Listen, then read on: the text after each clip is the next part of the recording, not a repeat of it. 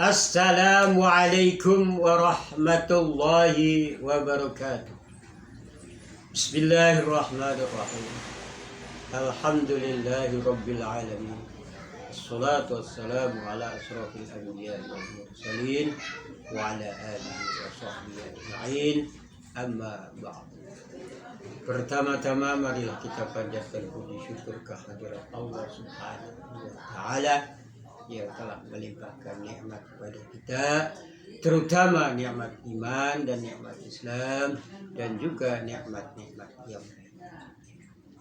Salawat serta salam kami curahkan pula pada junjungan kita Nabi besar Muhammad sallallahu alaihi wasallam serta keluarganya dan para sahabatnya. Para mustamin sekalian. Saya di sini Kang Ahmad Nasir bin Kiai Hasan Mustafa bin Kiai Abdul Ghani bin Kiai Ali Wananta.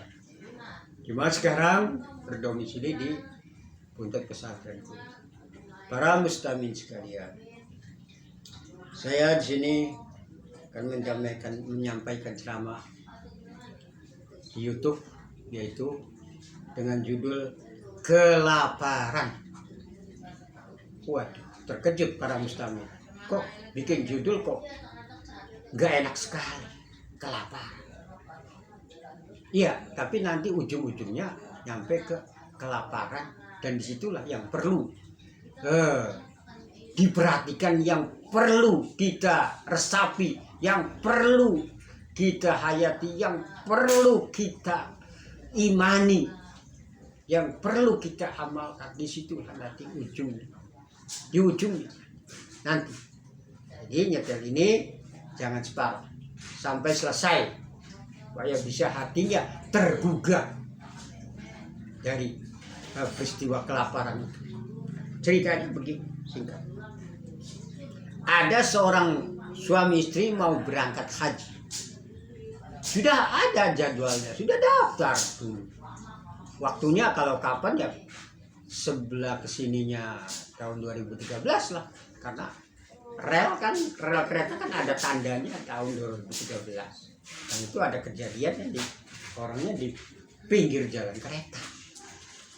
Nah, singkat cerita, orang yang mau berangkat haji itu istrinya tuh rasa bau, hidungnya merasakan bau masakan yang enak sekali, masakan yang enak, baunya menarik. Dia pokoknya bau masakan enak. Jadi kamu pada suaminya ngajak pada suami, saya minta carikan ini bau masakan ini, saya cari. Nanti kalau ketemu, kalau boleh minta ya saya minta, kalau tidak boleh ya saya beli. Nurut sama suami itu. Jadi setiap tetangga itu dikelilingi, dikontrol setiap rumah itu, apakah ia ada di mana.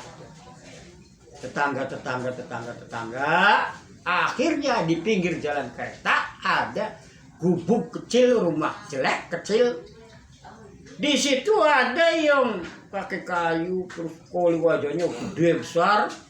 Lalu disitulah sedang masak ayam jago yang gede tuh, dimasak semua.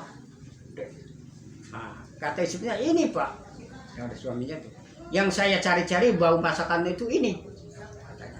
Oh, ini Bapak ada apa ya? Iya, ini istri saya mau minta masakan ini, kalau boleh minta, kalau tidak boleh ya belilah berapa gitu, saya beli gitu. Tapi ini jawabannya si janda yang punya anak yatim 2. Janda punya anak yatim 2 itu jawabannya luar dugaan. Jawabannya di luar dugaan.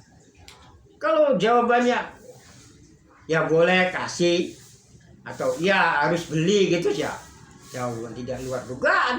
Ini sih bukan begitu jawabannya. Jawabannya luar biasa. Apa jawabannya? Bapak, Ibu, maaf saja, ini masakan ya emang enak, masakan ayam. Tapi ini masakan ini halal buat saya dan anak-anak saya, dan haram buat bapak dan ibu. Gak, kok Kok begitu sih? Masakan segitu enaknya kok dikatakan halal buat saya dan anak-anak saya, tapi haram buat ibu dan bapak. Kok bisa begitu? Bagaimana ceritanya? Jadi ceritanya tadi pagi ada kereta lewat, lalu ada joku yang besar itu keserempet lah itu, akhirnya kapok mati. Nanti saya ambil, potong, terus saya masak begini. Kok begitu sih ya? Nah, ini saya ngerti bahwa ini untuk saya halal karena saya dan anak-anak saya yang dua ini 2 hari tidak makan, tidak menemukan makanan, alias kelaparan. Jadi makanya saya katakan sekali lagi, ini masakan halal buat saya dan anak-anak saya, dan haram buat bapak dan ibu. Karena ini bangkai walaupun kena kereta, baru beberapa menit lalu saya sembelih, saya masak.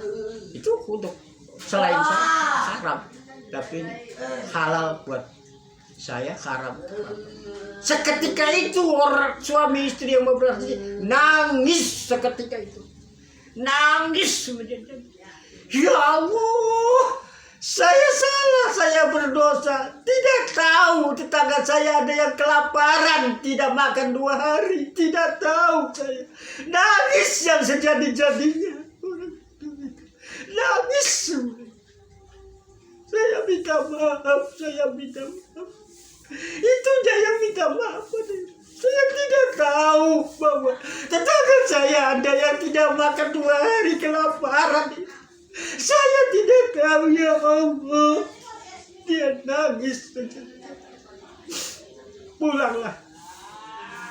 Ya pulang. Nah, aku udah selesai nangis. Ya sudah kalau begitu, Ibu. Ini mau tidak mau, Bapak mau mengambil uang yang tadi udah masuk daftar haji akan saya ambil. Karena ya boleh Pak. Ibunya mengizinkan. Ambil semua. Dikasihkan sama orang janda yang punya yatim anak 2 itu. Dikasihkan semuanya. Duit yang untuk haji itu dikasihkan. Udah biar saya tidak haji, sudah biar nanti lain kali aja hajinya. Ini udah diberikan semua. Kasihkan semua. Minta maafnya ya saya. Diterima. Itu diantara. Jadi yang namanya orang kaya, jangan kaya sendiri saja, tapi tengok kanan kiri mana. Bila mana orang kaya, tetangga yang tidak makan, kelaparan, itu berdosa. Ada tetangga yang tidak makan, dia punya uang untuk makan, lalu yang tetangganya kaya makan sendiri, itu berdosa. Itu berdosa. Singkat cerita, orang haji itu kan datang. Tetangga desa ada yang datang. Ya kalau di sini ada umpama. Nah si tetangga ininya, tetangga ya tadi yang tidak berangkat hajinya tuh, layak nengok pada tetangga desa yang sudah sukses, sudah datang dari hajinya. Lalu cerita bahwa bapak Fulan itu tidak jadi berangkatnya, tidak jadi berangkat haji. Apa kata yang datang? Tidak jadi. Iya, tidak berangkat haji. Wah, berangkat katanya haji. Iya, tidak berangkat. Saya di sana tidak pikun dan tidak samar. Saya ketemu 2 orang yang bapak itu. Saya kenal sama orangnya dan tahu saya ketemu saya. Yakin wallahi saya tahu sendiri, ketemu di sananya. Ketemu sama orang itu. Kenapa kok bisa begitu? Inilah yang perlu diketahui. Jadi orang itu di sana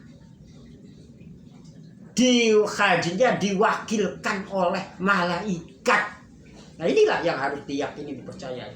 Diwakil malaikat. Jadi ya itu yang berarti ya udah haji. Kalau nanti pun karena uangnya dikasihkan sama orang itu, kalau nanti ternyata tidak bisa berangkat haji di lain kali, ya sudah haji. Nah disinilah cerita yang apa katanya hanya sekedar cerita dongeng, tapi perlu diyakini, perlu diimani, perlu dipercayai, dan perlu ditiru, dan perlu diamalkan dan perlu diambil kesimpulannya.